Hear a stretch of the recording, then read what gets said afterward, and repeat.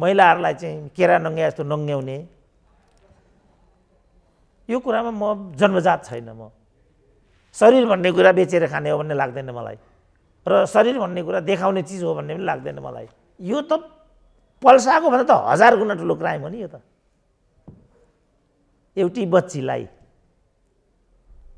Beauty कन्टेस्टको नाममा success पार्टीको नाममा 5 स्टार होटलमा लगेर होटलको वेटरद्वारा लट्ठ बनाइएर भररात रेप गरिएको छ। तपाईलाई यस्तो कुरालाई पनि हदम्यादले रोक्छ? के हो यो हदम्याद भने? यो 18 वर्ष भने के हो? जबकि 14 वर्षमा महिलाहरू सुत्केरी हुन्छन्। 18 वर्षमा त 3टा बच्चा पाएर डिभोर्स भएको भन्ने केस मैले पढिरहेको थिएँ अस्ति पत्रिकामा। कसले लेखेको हो यो? अब बालन शाह आए होइन, जनताले त गरेको, त बालन शाहले गरेर देखाए। यो हदम्याद कुनै देशको कानुन त के संविधानले पनि यो व्यवधान गर्ने विषयवस्तु होइन। यो अब यो जसले तपाईँले भने जस्तो कुरा गर्छ उसका छोरी छैनन्? हदम्याद भनेर बक्साउन मिल्छ त्यहाँ? हाम्रा पुर्खाहरूले त एउटा कन्ट्रोल मेकानिजमबाट छोरी चेलीलाई यहाँसम्म ल्याए नि, सुरक्षित ल्याए नि त। यो रहेछ नि त कारण त। अब माई बडी माई चोइस, छोटो लामो लामो लाउँ, नहेर्नुहोस् न। अरे यसको के उपाय छ? अब अहिले हेर्नुहोस्, अहिले चाहिँ तपाईँको यस किसिमको गतिविधिमा संलग्नहरूले विज्ञप्ति नै जारी गरे नि। अनि पल्साको केसमा, पल्साको त लिभिङ टुगेदर हो। हामीले देख्यौँ होइन मालविका सुब्बालाई कस्तो भनेर हिँड्थिन्, कहाँ रसिन् त उनी? कोर एरिया भन्थे, त्यहाँ पनि काम गरेन। नेवार भन्थे, त्यसले पनि काम गरेन। त्यस कारण म 0मा जान चाहन्छु, 0बाट उठ्न चाहन्छु। मलाई सिम्पेथी भयो। रियलाइज अहिले भने तपाईँले गल्ती गर्नु भने देन एन्ड देयर रियलाइज गर्नु सबभन्दा राम्रो हुन्छ। जबरजस्ती गर्नुभयो भने तपाईँ नाङ्गिने कुरा मात्रै हुन्छ। यो प्रणालीको समस्या हो कि आचरणको समस्या हो, त्यसमा डिबेट गरौँ। डाक्टर साहब स्वागत छ। ल हस्, धन्यवाद। डाक्टर साहब अब यही चुनावसँगै सम्बन्धित विषयबाटै प्रवेश गरौँ होला। न कुनै त्यस्तो उत्तेजक भाषण, न अब कुनै जेल नेलको बसाई। अब नेता हुने पनि त एउटा यहाँ मानक छन्। न त्यस्तो चाहिँ कार्यकर्ताको लर्को, न मासु भातको चाहिँ नि उचित व्यवस्था, बाइकमा झन्डा हालेर न तेलको व्यवस्था। तर देशका प्रमुख सहरहरूमा स्वतन्त्र उम्मेदवारहरूको भटाभट उदय, यसले के देखाइरहेको छ डाक्टर साहब? अब यो चाहिँ प्रतिक्रिया नै हो, मूलतः वितृष्णा पनि हो नेतृत्वप्रतिको। अब यसलाई चाहिँ संस्थागत गर्न सक्दा भोलि यो एउटा पुँजी पनि हुनसक्छ होइन भने यहाँसम्मको प्रक्रियालाई चाहिँ हामीले प्रतिक्रियाको रूपमा बुझ्नुपर्छ। यिनीहरूले जस्तो त्यति उत्तेजक हुने र यिनीहरूले नै जस्तो त्यति हौसिने, यिनीहरू भन्नाले यिनीहरू केही होइनन् भन्ने सोच र यिनीहरू भन्नाले हामीले चाहिँ केही गऱ्यौँ भनेर जुन हौसिने तबका छ, यी दुवैको कोणबाट चाहिँ हामी नजाउँ। हामी मध्यम मार्गमा जाउँ। मध्यम मार्गबाट हामी के एउटा इम्प्रेसन बनाउँ भने यो एउटा सङ्केत हो जसले चाहिँ राजनीतिप्रतिको नेपाली जनताको वितृष्णा, तिमीहरूको कार्यशैलीप्रति हाम्रो सहमति छैन। किनभने तिमीहरू जे पनि गर्ने, हामीले चाहिँ तिमीहरूले नै गरेको गर्नुपर्ने किन?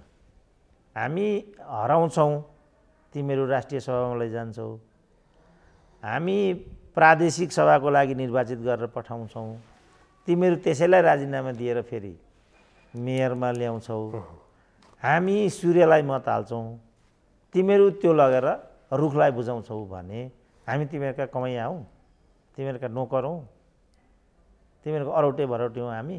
त्यसो भने हामी पनि लागेको कुरा गर्छौँ भनेर जनताले लागेको कुरा यहाँ पोखेका छन्।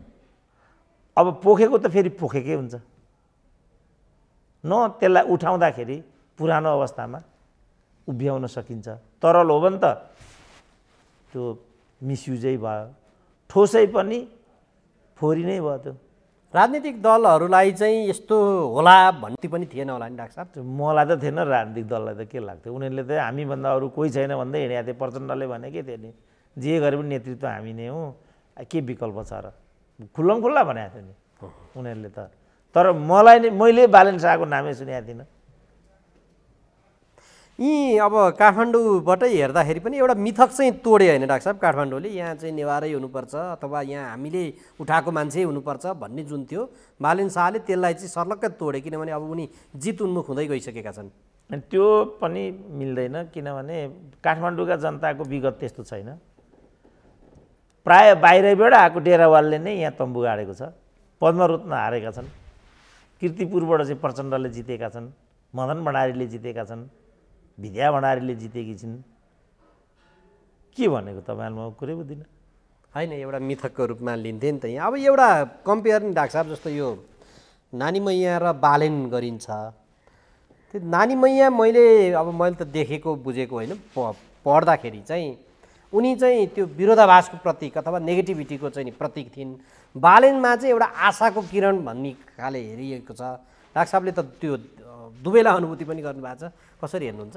अनि त्यो तबकाले आशा राखेको पनि होला होइन। अब मलाई भन्नुहुन्छ भने म आशा भन्ने शब्द प्रयोग गर्दिनँ, शङ्काको लाभांश दिन चाहन्छु, म त्यति मात्रै भन्नु। स्वतन्त्र उप आशा गर्न सकिँदैन डाक्टर साहब त्यसो हो भने? होइन, सकिन्छ, तर यही समाजबाट आएको प्रवृत्ति त हो नि यो। हामीले देख्यौँ होइन मालविका सुब्बालाई कस्तो भनेर हिँड्थिन्, कहाँ रसिन् त उनी, यस्तो हुन्छ नि त। तर स्वतन्त्र जजसले जिते नि डाक्टर साहब, जस्तो गोपाल हमालदेखि अब भर्खरै यहीँ धरानका उम्मेदवारले पनि उनीहरूको त्यो भाषण अथवा त्यो हेर्ने हो भने पनि, जस्तो धरानकोले तलब भत्ता बाहेक 1 रुपियाँ पनि लिन्न, तलमाथि गर्दिन्न, गरेमा जुत्ताले हानेर यी बरको फेदमा चाहिँ लगेर मलाई बाँध्नु।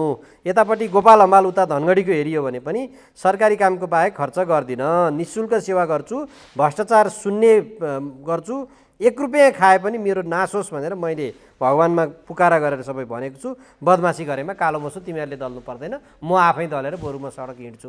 यसले त यी खानालाई गरेका दलहरूलाई पनि त्यो अर्को खालको चुनौती दियो नि त। होइन, अब यस्तै गर्नु पर्यो नि त बाबु, भन्नु र गर्नुमा त फरक होला नि।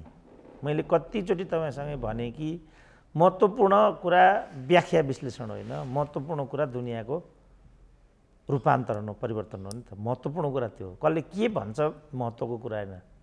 माओवादीले जनयुद्धमा के भनेको थियो त, एमाले के भनेको थियो त, काङ्ग्रेसले के भनेर आफूलाई स्थापित गरेको हो त, त्यो अनुसारको एक अंश पनि छ। त्यत्रो वैचारिक र त्यत्रो राजनीतिक संस्था त त्यस्तो हुन्छ भने तपाईँ व्यक्तिबाट के आशा गर्नुहुन्छ? बेकारको कुरा हो नि यो।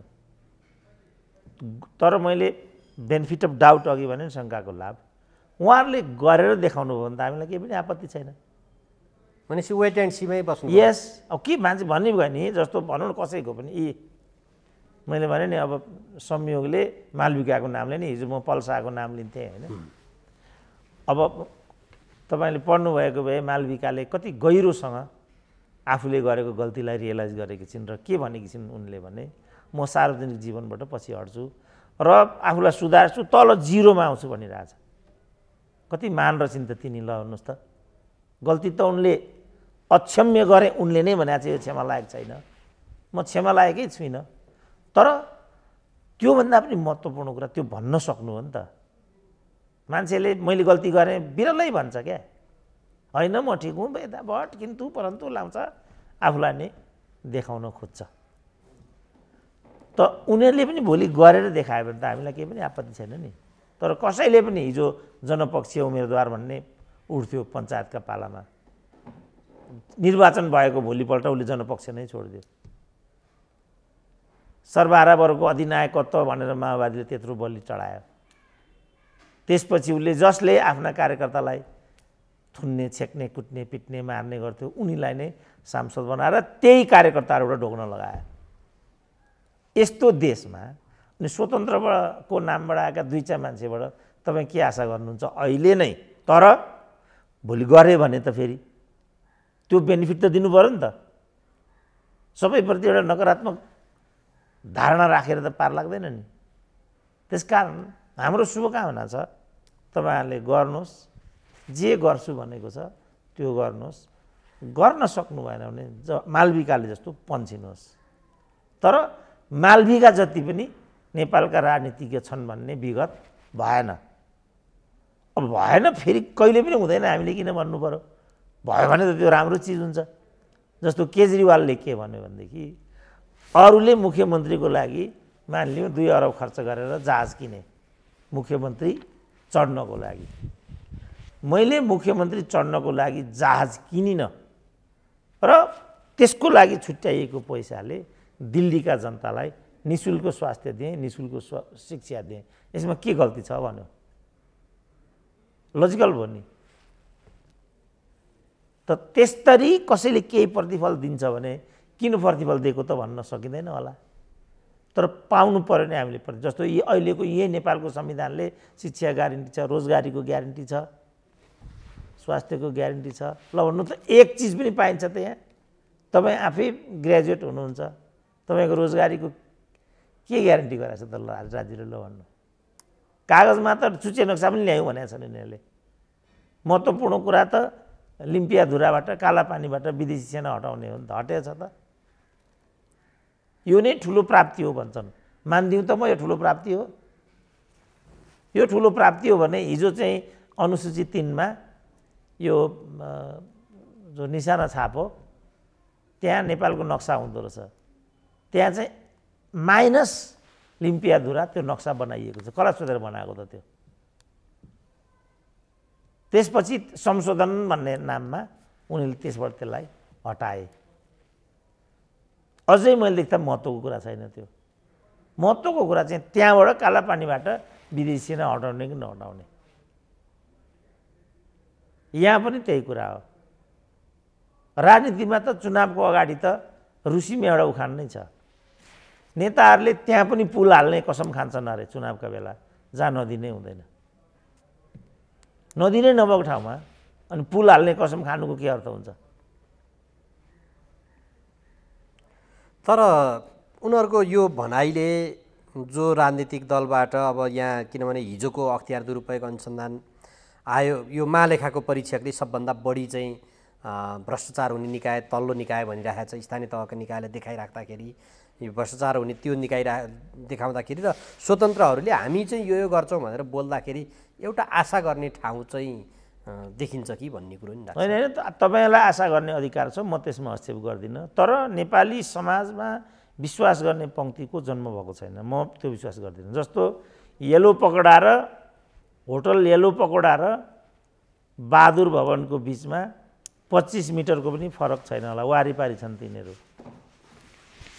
तर त्यहाँबाट यहाँ आएको निर्वाचन आयोगले ट्याक्सी खर्च 1500 उठाएको देखिन्छ रेकर्ड हेर्दाखेरि।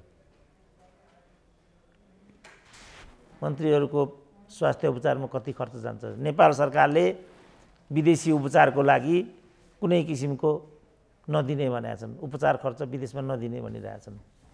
तर उनीहरूले ती कुनै पनि कुरालाई रोकेका छैनन्। अब हामीले कसरी विश्वास गर्ने त यस्ताहरूको भनाइ? म चाहिँ कुनै पनि कुरा विश्वास गर्न चाहन्न। उनीहरूले भोलि गरे भने मलाई केही पनि भन्नु छैन, उनीहरूले गरून्, म चाहिँ त्यो गरेको हेर्न चाहन्छु। मेरो शुभकामना छ उनीहरूले गरून्।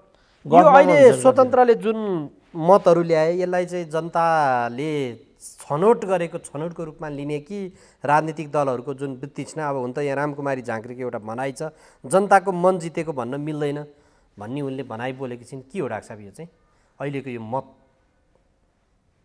अब त्यो आफ्नो आफूलाई त्यही त भने नि मैले, आफूलाई लागेको भन्ने हो, भन्न पाइन्छ। अब त्यो मान्छेले के भन्छ भन्ने कुरालाई त्यत्रो महत्त्व दिनुको मेरो विचारमा केही पनि अर्थ बन्दैन। होइन, जनताले दिएको छनौट चाहिँ यो एउटा गुड चोइसको रूपमा हो भनेर भन्न पनि मिलेन, दलहरूप्रतिको वितृष्णाको रूपमा मात्रै हेर्न मिल्यो अहिले। म चाहिँ त्यसरी हेर्छु, किनभने यिनीहरूको चाहिँ यिनीहरू भरलाग्दा मान्छे होइनन् क्या। यिनीहरू र कोटेबल रामकुमारी झाँक्री कोटेबल नेत्री होइनन्। आफ्नो छँदाछँदैको दललाई बर्बाद गरेर कुनै अर्काको दललाई आबाद गराएर मन्त्री हुने र हामीले एमालेलाई चाहिँ समाप्त बनायौँ भन्ने कुरामै गौरव गर्ने मान्छेलाई पनि हामीले उद्धरणमा ल्याउने हो भने त यो त साह्रै तल्लो मेरो विचारमा चेतना हुन्छ। हामी त्यो गल्ती गर्नु हुँदैन। डाक्टर साहब, त्यसो भए म यतापट्टि लाग्छु। जस्तो यो अहिलेको यो जुन अभिमत पछि चाहिँ अब दल, उम्मेदवार, नेतृत्व, सङ्गठन यस्ता विषयमा राजनीतिक दलहरूले नयाँ ढङ्गले सोच्न पर्ने बाध्य चाहिँ बनाउन खोजेको हो। सोचे हुन्छ, तर उनीहरू सोच्लान् जस्तो लाग्दैन। किनभने यिनीहरू गैँडाको छाला हुने, सुध्रिने यिनीहरूको। जस्तो झलनाथले, तपाईँ रामकुमारीको कुरा गर्नुभयो, झलनाथले नै के गरिन् भने राजनीतिमा सबै सम्भावना छ र जे पनि गर्न सकिन्छ, केपी ओलीसँग गठबन्धन अथवा इत्यादि हुनसक्छ। अब यो कुनै मान्छेले बोल्ने भाषा हो यो। राजनीतिमा जे पनि हुनसक्छ र जे पनि गर्न हुन्छ राजनीतिमा। त्यो त प्रचण्डले संसदमै उभिएर राजनीति भनेको सम्भावनाको खेल हो भनेर भनेकै छन्। त्यसो भने राजनीति चाहिँ के हो त? त्यसमा छलफल प्रचण्डैसँग छलफल गरौँ नि त। राजनीति आफै चाहिँ के हो त त्यसो भने? स्वास्नी छोरी बुहारीलाई मन्त्री प्रधानमन्त्री बनाउने खेल्ने राजनीति हो। त्यो त जे गरे नि हुने विषय भयो। तर त्यो गर्न पाइन्छ? यिनीहरूले त्यस रूपमा राजनीतिलाई प्रयोग गरे हुन्छ त? त्यो हो त राजनीति? त्यो आफै राजनीति होइन हो। त्यस रूपमा राजनीतिको अभ्यास गरिसकेपछि चाहिँ जे पनि गर्न हुन्छ, जे पनि गर्न सकिन्छ, मैले माने। तर राजनीति भनेको एउटा समाज बदल्ने प्रक्रिया हो भने समाज त विज्ञान हो। चाहँदैमा तपाईँ समाज बदल्न सक्नुहुन्न, तपाईँ राजनीतिक प्रणाली पो बदल्न सक्नुहुन्छ। तर राजनीतिक आचरण, सामाजिक मान्यता त तपाईँ बदल्न सक्नुहुन्न। त्यस्तो हो भने त तपाईँ फु गरेर छुवाछुत हटाइदिनुहोस् न। तपाईँले दास प्रथा पो हटाउन सक्नुभयो, तपाईँले सती प्रथा पो उन्मूलन गर्न सक्नुभयो, तर तपाईँले छुवाछुत गर्न सक्नु भएन त। तपाईँले कमाइ हटाउनु लागि अर्को 100 वर्ष पर्खनु पर्यो त। त्यो त सकिँदैन नि सजिलै।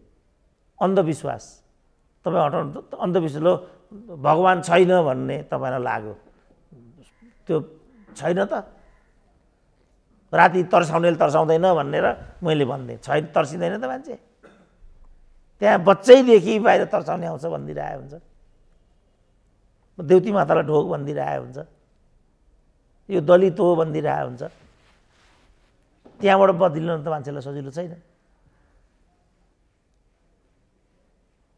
त्यसो भए डाक्टर साहब, अब यो अहिले हुन त यो चुनाव अघि राजनीतिक दलहरूले चाहिँ यो अत्यन्त तल्लो शैलीमा झरेर उनीहरूले न आर्थिक सामाजिक परिवर्तन ल्याउने यो चुनावले त्यहाँ त्यो लेभलसम्म गए। अबको एजेन्डाको रूपमा चाहिँ कसरी लिएर जानुपर्छ त्यसो भने दलहरूले? होइन, उनीहरूले त सबभन्दा पहिला यसमा समीक्षा गर्नु पर्यो, यो किन भयो, यो के हो। जस्तो उनीहरूमध्ये कोही के भनिरहेछन् भने यो बालन शाह भनेको दरबारिया हो, प्रतिगामी हो, मधेसको चुनाव प्रचारक हो, कसैले अमेरिकाको हो, कसैले EU को हो, कसैले CIA हो, कसैले र हो, कसैले गगन थापाको साथी हो को त। त्यसो भने गोपाल हमाल, अर्को हर्क राईहरू उहाँ जनकपुरमा पनि उदाउँदैछन् ती सबै। अब त्यहाँ भन्दै होला, हामी त्यहाँ गएका छैनौँ होइन, धनगढी गएका छैनौँ। धनगढी धरान त जितिसक्यो फेरि। अब जित्ने कुरा त सामान्य भयो अब, किनभने यिनीहरूको हार्ने कुरा सामान्य भएको त। यहाँ त के, अब 6वटा महानगरपालिका मध्ये एमाले एक ठाउँ पनि जितेन। हार जित त सामान्य भएन? डाक्टर साहब, यसमा नि साँच्चै यसमा जस्तो केशव स्थापित म जतिको उम्मेदवार छैन भन्थे, यी गठबन्धनको उम्मेदवार अब सिर्जना सिंहभन्दा पछि परिसके। अब त त्यहाँ दोस्रो हुनलाई पो प्रतिस्पर्धा हुने भयो। नेकपा एमाले यो विभिन्न ठाउँमा हिजो उसको जुन विरासत थियो यहीँ काठमाडौँदेखि अन्यत्र पनि त्यो जोगाउन सकेन। किन डाक्टर साहब? यो 1 क्विन्टल, हामी त 1 क्विन्टल हो, ती 1-1 किलोका ढक भन्ने चाहिँ एमाले त्यो 1 किलो बराबरको पनि किन हुन सकेन? होइन, यो किन भन्ने प्रश्नै छैन। किनभने यो एमालेको विभाजन पछिको निर्वाचन हो। जब त्यत्रो पार्टी विभाजित हुन्छ भने त्यो पार्टीले चाहिँ असरै पार्दैन भन्ने कुरा नै आफैमा गल्ती थियो। र यो मैले लेख्दा कुनै विवेचनाको विषय नै होइन, त्यसको असर त्यो पार्टीमाथि पर्न गयो, त्यति कुरा हो। नेतृत्व, सङ्गठन, उम्मेदवार, कार्यशैली यसमा पुनर्विचार गर्नु पर्दैन अब त्यो पार्टीले? होइन, त्यो सधैँ पुनर्विचार गर्ने गुन्जाइस छ। तर उनीहरूले चाहँदाखेरि उनीहरूले चाहेको मान्छेमाथि विगत समयमा पटक पटक जनताले लप्पा लाउँदै आए होइन। जस्तो अब प्रचण्डको छोरीको कुरा गर्नुहोस्, आम रूपमा मान्छेले नो भनेको हो नि त, तर मत पर्यो। मैले लेख्दा एउटा पनि तर्क छैन त्यो। अब दल पुनर्विचार गर्नेपट्टि छैन भन्ने कुरा प्रचण्ड त्यसलाई दाउमा लगाइदिए, होइन भने दुर्घटनामा जान्छ देश भन्दी। ऊ विचार यस तरिकाले मात्रै ऊ विचार गर्छ। अब भनेपछि यसलाई भालुलाई पुराण सुनाएर त्यसको के अर्थ हुन्छ? फेरि त्यही रूपमा हेर्दा यहीँ काठमाडौँको हेर्दा नि डाक्टर साहब, जस्तो केशव स्थापितलाई जुन मत आयो, सुनिता डङ्गोल जो उपमेयरको उम्मेदवार हो त्योभन्दा त अब उनी कन्फर्म जस्तै अगाडिमा गइसकेको छिन् जित्नलाई। भनेपछि अलिकति युवा त्यही लेभलको व्यक्तिहरू अलि टेस्ट, दलहरूभित्र पनि अलि टेस्ट खोजेको हो कि मतदाताले भन्ने एउटा चाहिँ एङ्गलबाट हेर्न सकिन्छ। होइन, उम्मेदवार टेस्टमा त त्यति गयो जस्तो लाग्दैन मलाई। उम्मेदवारलाई उनीहरूले काहीँ न काहीँ हेरेको छ। जस्तो इटरीमै पनि मलाई लाग्छ मेयर हारेको छ एमालेको, उपमेयर जितेको छ। काठमाडौँमा पनि त्यही कुरा भएको छ। फेरि काठमाडौँमा राप्रपाको मदनदास श्रेष्ठले 25-2600 मात्रै छ भनेदेखि त्यही पार्टीको उपाध्यक्षको मलाई लाग्छ 3-4 हजारभन्दा माथि नै छ, सायद 5-6 हजार यस्तै कति छ। ठुलो अन्तर छ। जे होस् 3600भन्दा तल त छँदै छैन। त्यहाँ पनि त्यस्तो देखियो, अन्य दलहरूमा पनि त्यस्तो देखियो होला। अब चितवनकै कुरा गर्दाखेरि उनीहरूले 7 स्थानमा एमालेलाई हारेका छन् भने 1 स्थानमा रेणुलाई हालेका छन्। अब यसलाई के भन्ने त? प्रचण्डको प्रभाव हेर्ने, रेणुको पर्फर्मेन्स हेर्ने, पैसाको खेलोमेलो भयो कि त्यसलाई हेर्ने, के हेर्ने त? विभिन्न किसिमको फ्याक्टरले चाहिँ यसमा काम गरिरहेछ। अब पैसाले काम गर्छ भनौँ भने बालन शाह आइरहेछन्। अघि तपाईँले भन्नुभयो एउटा प्रचार छैन, एउटा टी सर्ट बाँडेको छैन, पेट्रोल हालिदिएको छैन, तर बालन शाहले लिड गरिरहेछन्। पपुलर मत के अरे उम्मेदवार चाहिन्छ भन्थे हाम्रा पालामा, पपुलारिटी पनि केही थिएन। कोर एरिया भन्थे, त्यहाँ पनि काम गरेन। नेवार भन्थे, त्यसले पनि काम गरेनन्। केले काम गर्यो त्यहाँ? सानो प्रतिक्रिया हो जुन चाहिँ जस्तो भनौँ न, लु यहाँ त बालन शाह थिए, उम्मेदवार थिए, उहाँ विराटनगरमा उम्मेदवारै छैनन्, 4000 भोट परिसक्यो लौरोमा। त्यसलाई के भन्ने त? त्यसैलाई कसैले नो भोटको लागि हो भनिदिए। अब फेरि हामीले नो भोट मागेको, अदालतले नो भोट दिएन, यो बालन शाह भनेको नो भोट हो भन्थे। फेरि कसैले के भने समाजको लागि के बालन शाह भन्थे नि त यिनीहरू। त्यसो हो भने जसले चाहिँ 20 वर्षदेखि लगातार रक्तदान मात्रै गरेर आयो, सेवा गर्यो रोगीको, के त्यो सेवा होइन त? खोइ त त्यो मान्छेले मत पाएको भने। अब यही हो सिनारियो। त यो सब किन भएको छ? एउटा ठुलो डिबेटको विषय हो नि त यो। उम्मेदवार उठाउँदा अब विचार गर्नुपर्ने देखियो भन्न थाले गगन थापाले। यो जब यस्तो नतिजाहरू आउन थाल्यो, दलहरूले योचोटि अब हुन त त्यहाँभित्र उनीहरूका आफ्नै थिए, चुनाव अगाडि देखिएको थियो पनि, संशय आशाका कुराहरू पनि छन्। उम्मेदवार उठाउँदाखेरि अघि तपाईँले भन्नुभएको मानकलाई पनि मतदाताले चिरे भनेपछि दलहरूले चाहिँ योचोटि कस्तो खाले उनीहरूलाई कस्तो केमा चाहिँ विवेक नपुर्याएको भन्ने अनुभूति भइरहेको छ, अथवा आजित भए जनता त्यही भएर यो आयो भन्ने हो? होइन, लार्जली त त्यही नै भएको छ। किन अघि मैले भने नि, यिनीहरूले सबै मनपरी गरे क्या। अब सूर्यबाट निर्वाचित भएर आउने त्यो चिज रूपमा लगेर बुझाउने भनेपछि के नैतिकताले मत माग्ने भन्नु त? आफ्नै पार्टीलाई फुटाउने अनि यस्तालाई कसरी मत हाल्ने त? मत माग्ने पनि आधार केही छैन, हाल्नुपर्ने पनि बाध्यता केही छैन। आफ्नै पार्टी फुटाएर गठबन्धन गरेको, त्यही पनि गठबन्धनले सहकार्य चाहेन, हामीलाई रुचाएन भन्ने खालको गुनासो कुण्ठा पोखिरहेछ। अब त्यसले पनि अक्षरशः काम गरेको हो कि होइन? अब निर्वाचन आयोगको असक्षम भूमिकाको बारेमा पनि कतिले मलाई भने, जस्तो वडा नम्बर 29 त्यहाँ चाहिँ 64-65 मतपत्र चाहिँ दाहिने देब्रे गरिएको छ भन्ने छ र विषय अदालतमा जान्छ भनेर सुनेको छु। महोत्तरीको त तपाईँले पनि सुन्नुभयो होला। एउटा बाकस चाहिँ विजयी बनेर वार्ड अध्यक्ष घर गइसक्यो, घर गइसकेपछि एउटा बाकस चाहिँ गन्न बाँकी रहेछ भन्ने खबर आयो। अब यो त चाहिँ अराजकता, यो त यसलाई के भन्ने तपाईँ? अब यसलाई यो देशको जस्तो धेरै व्यक्तिहरूले यो मत जम्मा 65 पर्यो भनेपछि अब स्थानीयमा त आफ्नै घर गाउँको उम्मेदवार, आफ्नो सरकार सिंहदरबारको खोसेर गाउँमा ल्याएको भन्ने जुन थियो त्यसलाई बहुसङ्ख्यक मतदाताले अथवा 80-90% अथवा जति छन् त्यतिले त अभाइलेबलले मत हाल्नुपर्ने, त्यो नहाल्दाखेरि चाहिँ यस विषयमा नि अलिकति पुनर्विचार गर्नुपर्ने अवस्थामा छौँ हामी। कुन चाहिँ विषय भन्नुभयो? यो चुनाव प्रणाली र यो मतदाता शिक्षाको विषय। त्यो शिक्षाले मान्छे भन्थे, आम जनताले त्यो गल्ती गर्छन् कि पनि भन्थे, खोइ त त्यो रिपोर्टिङ छैन। बरु सांसदहरूले गल्ती गरेको विगत छ, हामीहरूलाई बरु अप्ठ्यारो भइराखेको छ। जनताले त ठिक ठाउँमा भोट हालेको भन्ने कुरा त काठमाडौँको रुझानले पनि देखाउँछ। त्यो होइन, किनभने एकदमै मतको बारेमा जनताहरू सचेत छन् नेपालका। बरु एमालेको 8औं महाधिवेशन हुँदाखेरि मेसिनबाट चाहिँ मत काउन्टिङ गर्ने कि कसो भन्दाखेरि केपी ओलीले मेसिनबाट गरे पनि हुन्छ भन्थे, माधव कुमार नेपालले हुँदैन भन्थे। अब माधव नेपाल कमर्समा ग्रेजुएट छन्, केपी ओली सामान्य एसएलसी मात्रै छन् भनेपछि पढाइले पनि काम गर्दो रहेनछ। त यो त तपाईँ अब के भन्नुहुन्छ यसलाई? अद्भुत मान्छे बस्ने देश हो क्या हाम्रो। अब यो स्वतन्त्रहरूको उदयसँगै कतिपयले जस्तो यहीँ भारतमा पनि स्वतन्त्र कम्तीमा स्थानीयको चुनाव चाहिँ स्वतन्त्र उम्मेदवारहरूबाट मात्रै भइरहेको भन्ने छ र अरू देशहरूमा पनि यो अभ्यास छ। त्यसकारण नेपालका लागि उपयुक्त यो नै हुन्छ भन्ने खालको आवाज पनि उठाइरहेका छन्। के आगामी दिनमा त्यो दिशामा बहस लिएर जानुपर्ने अवस्था आएको छ डाक्टर साहब? होइन, म त अब प्रणाली भन्दा पनि आचरण र संस्कारमा जान चाहन्छु। म आफू चाहिँ जुनसुकै प्रणाली भए पनि तपाईँले त्यो प्रति इमान्दारिता देखाउनु भएन भने, अब चितवनमा त्यही भएको भनेर म सुन्छु, यसो गर्ने यस्तो गर्ने रेणुको भनिदिने अरे उतैबाट सब लाजारी प्रकट गरिदिने। अब यो यसमा प्रणालीले कहाँ असर गरेको छ त?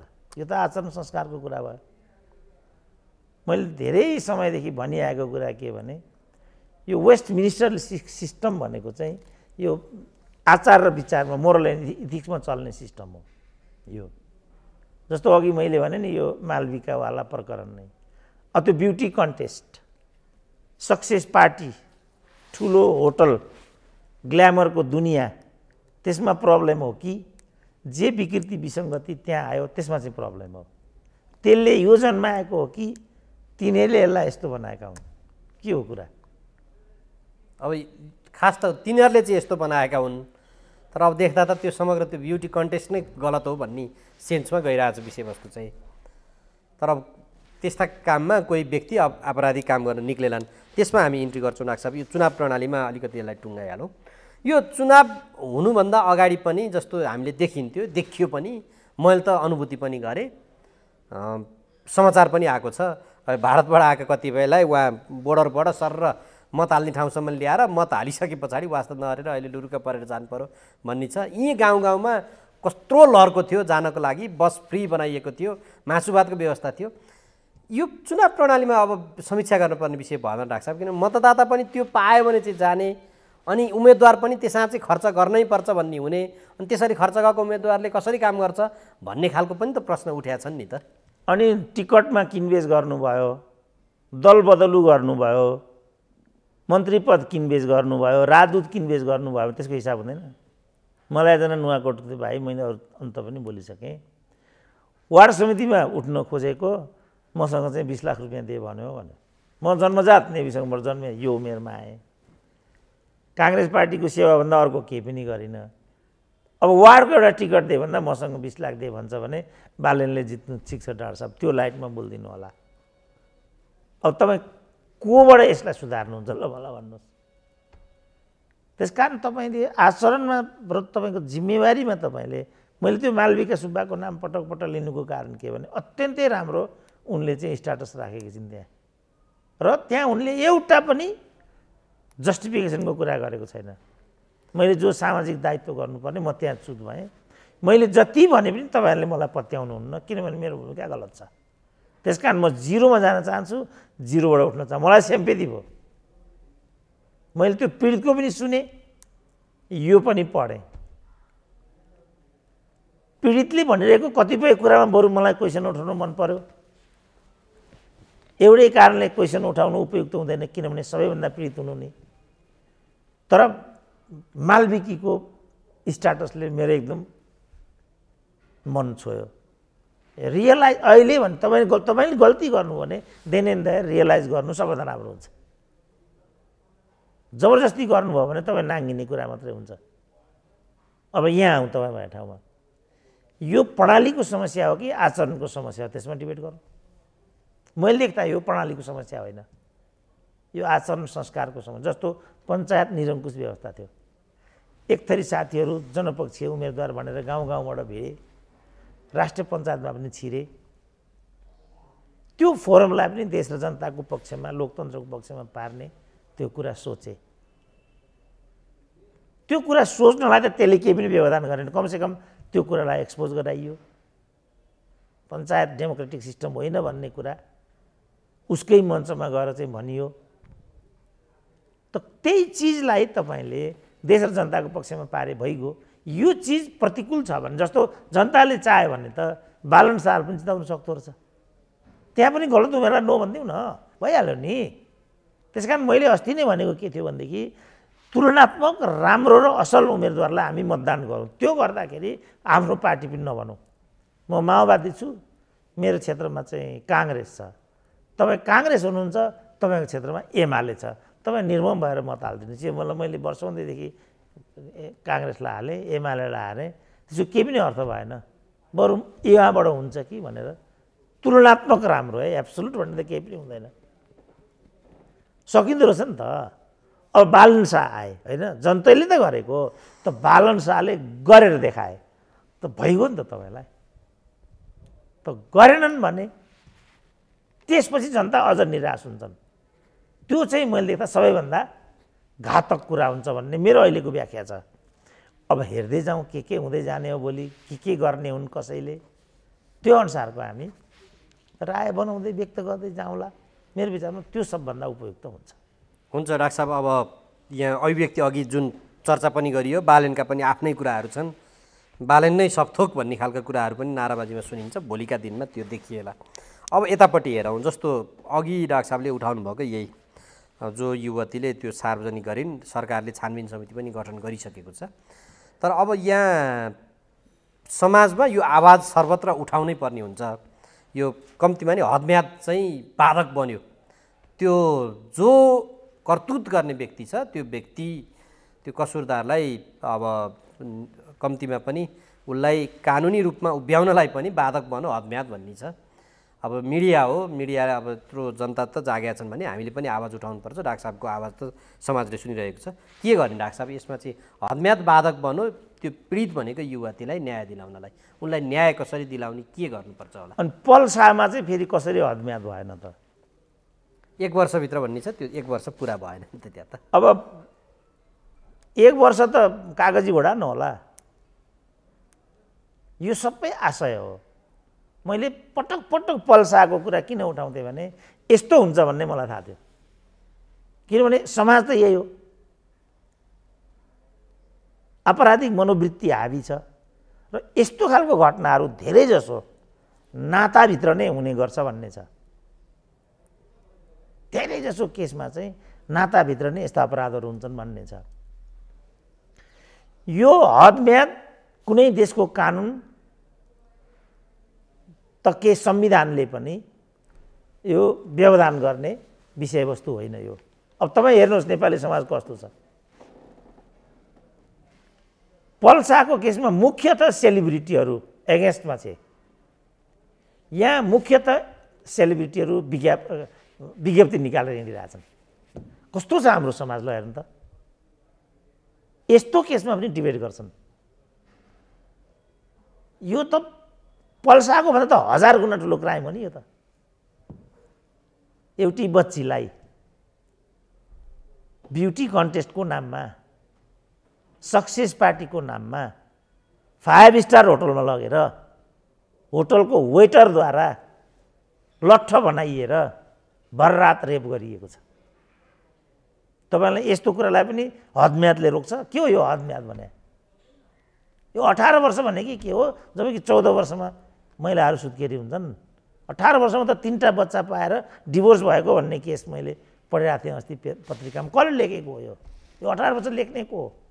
यो बर्बर र जङ्गली मुलुकको लागि चाहिँ प्रयुक्त यो कानुन हो। यो मुलुकमा नेपालमा यो प्रयुक्त हुने यो धारै होइन, यो कसले ल्याएको यो बरबर मुलुकमै पर्दैन।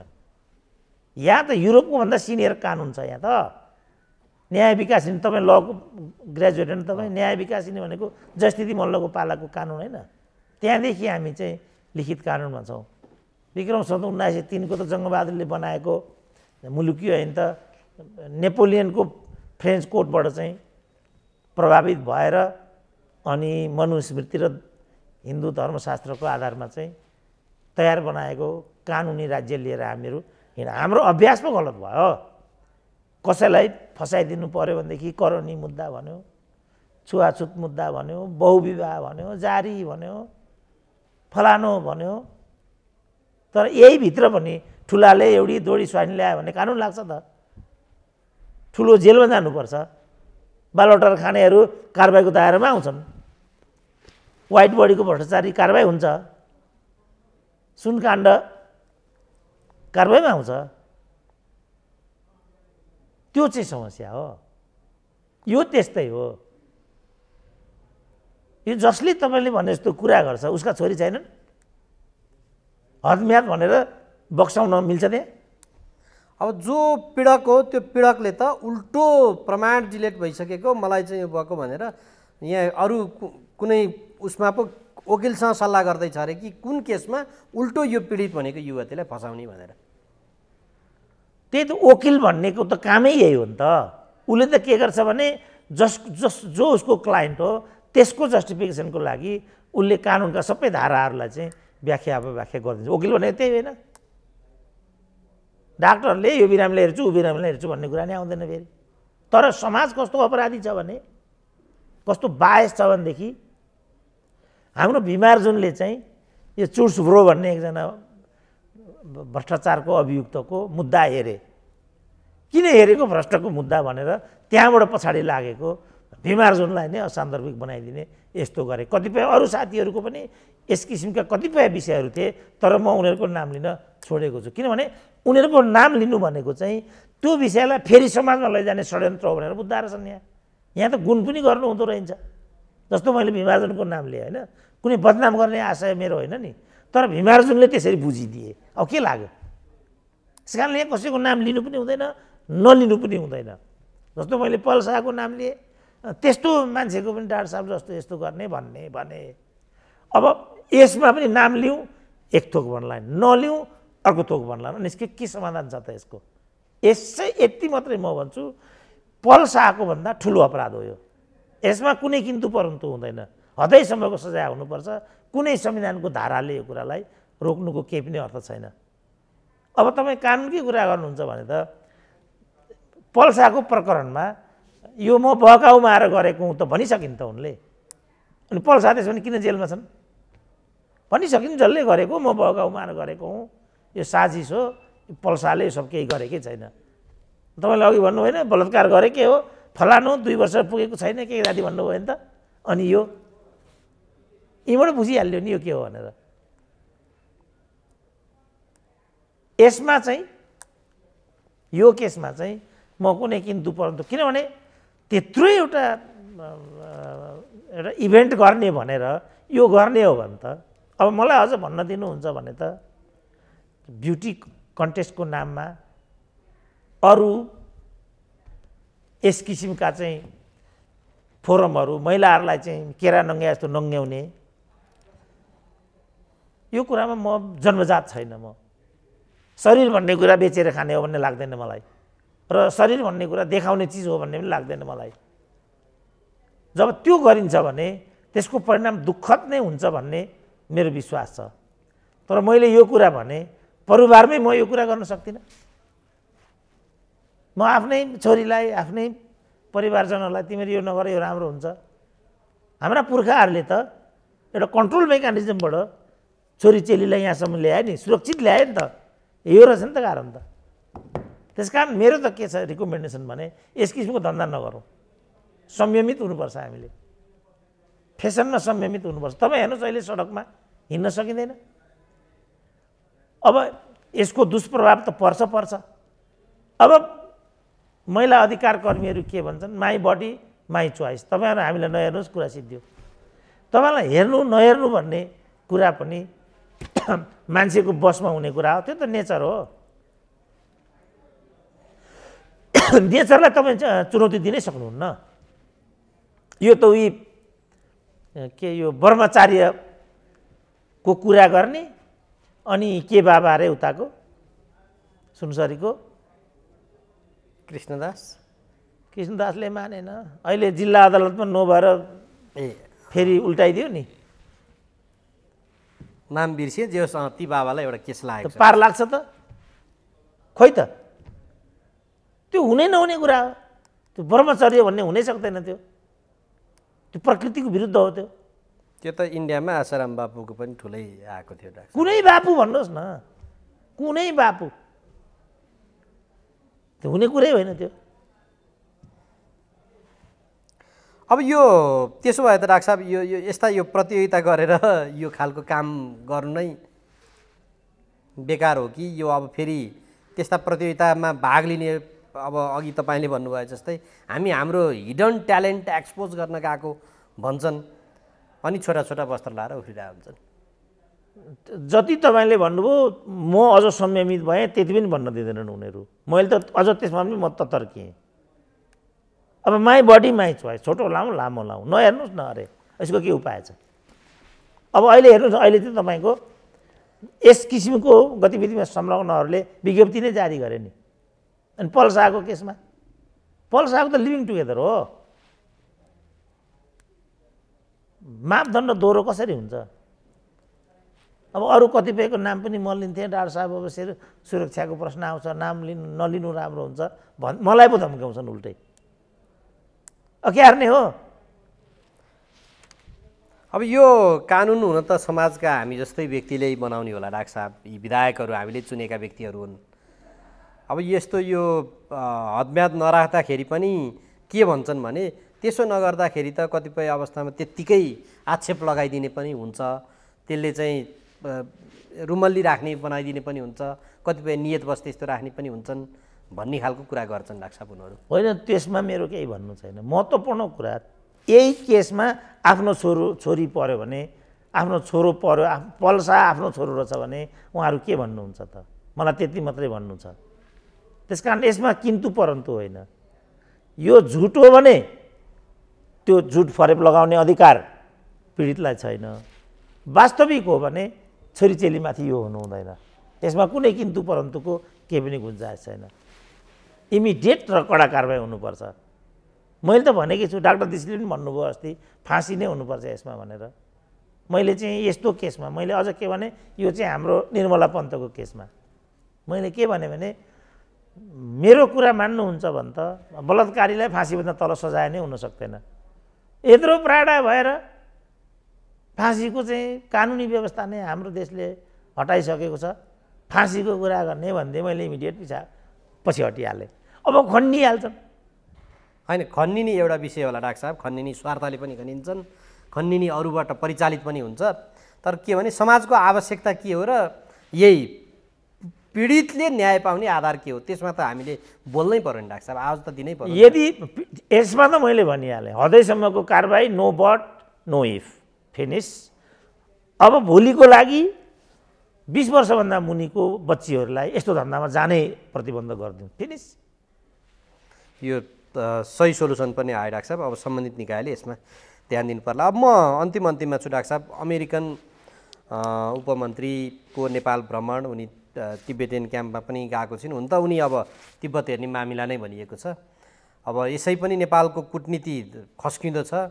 यो घटनाक्रमले चीन अझै बढी यसै त सशङ्कित छ, त्यहाँ झन् सशङ्कित हुने अवस्था आउला कि नआउला डाक्टर साहब, अथवा के देख्नु त होला? तर त्यसको केही अर्थ छैन, किनभने चीनको श्रीलङ्का नीति, पाकिस्तान नीति, नेपाल नीति असफल छ। यो दोष अमेरिकालाई जाँदैन। उसले चाहिँ व्यवस्थित विदेश नीति अवलम्बन गर्नुपर्छ, होइन भने आफ्नो सीमामा बस्नुपर्छ। अब यहाँ बनाएकै छ भने श्रीलङ्कालाई चीनकै कारणले त्यो अवस्थामा पुग्नतर्फ उद्धत गराइयो भन्ने छ। अब यही कुरा पाकिस्तानको इमरान खान गए। अब नेपालको त मै भन्छु चीन नीति चाहिँ असफल छ, उत्तरी नाकाहरू बन्दित छन्। सँगसँगै म यो पनि भन्छु, नेपालीहरूले यस्तो गर्छन् भनेरै उसले त्यो नाकाबन्दी कडा बनाएको हो, म आफै यो कुरा मान्छु।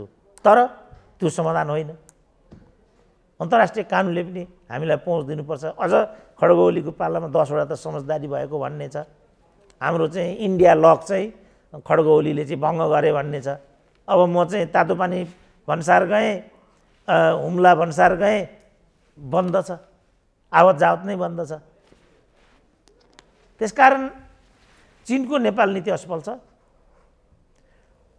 जे यहाँ भइरहेछ युक्रेन लगायतको प्रकरणमा, जुन यो भ्रमणमा खुल्लम खुल्ला एन्टी टिबेटियन एक्टिभिटीलाई प्रवर्धन गर्ने हरकत आइराखेको छ, त्यो पनि नाङ्गो रूपमा यो आपत्तिजनक छ। यसले नेपालको असंलग्नतालाई आँच पुर्याउँछ। यसले नेपालको विश्वसनीयता र समदूरीयको विदेश नीतिलाई पनि चुनौती दिन्छ। तर अब हामी परराष्ट्र मन्त्री छैनौँ। उहाँहरू यस्तो कुरालाई चाहिँ खिल्ली उडाउनुहुन्छ, उपहास गर्नुहुन्छ। बौद्धिक वर्ग पार्टिसन छ, मिडियाहरू पार्टिसन छन्।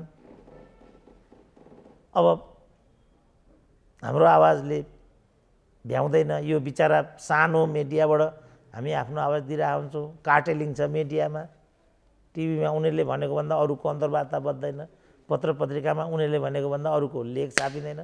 हामी के गर्न सक्छौँ? लाचार छौँ हामीहरू। यति हो हामीले दिन सक्ने आवाज दिइराखेका छौँ। धन्न सौभाग्यले प्रविधिको विकासको कारणले गर्दा, यो सिस्टमले गर्दाखेरि अब यिनीहरूको हातमा केही पनि रहेन। बरु यिनीहरूको कुरा कम मान्छेले सुन्दा हुन्, हाम्रा आवाजहरू बढी मान्छेले सुन्छन्। अब यो आवाजबाट एउटा धारणा बनाऊ, राज्य एकपक्षीय भएर गएको छ, राज्यको असंलग्नताको अन्त्य भएको छ, राज्य सार्कलाई चाहिँ सार्कप्रति उदासीन भएर बिमस्टिकको पक्षमा गएको छ। जनताहरू सुनिराखौँ। हाम्रो लागि शासकहरूले गलत गरिरहेछन्। यो चाहिँ सबैले कान ठाडो पारेर सुनिराखौँ, सुन्नु पर्यो। बाँकी हाम्रो हातमा केही पनि छैन। हुन्छ डाक्टर साहब, विचार र समयको लागि म यहाँलाई धन्यवाद र आभार व्यक्त गर्छु। ल हस्, धन्यवाद।